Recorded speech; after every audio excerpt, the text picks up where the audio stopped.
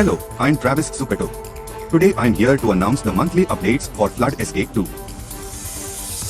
Phase 2 now has 6 new maps that are based on the winners of the Phase 2 Abstract Map Contest. The first map we're going to talk about is Invasion Order, which is an insane map with a star rating of 4.8.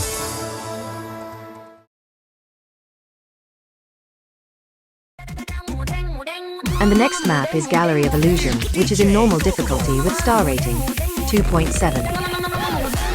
It's an amazing gallery. It's a really cool concept. And there are still 4 maps that I have not explained yet. I recommend playing the short game to get a better experience. Oh hello not XC, what are you doing here?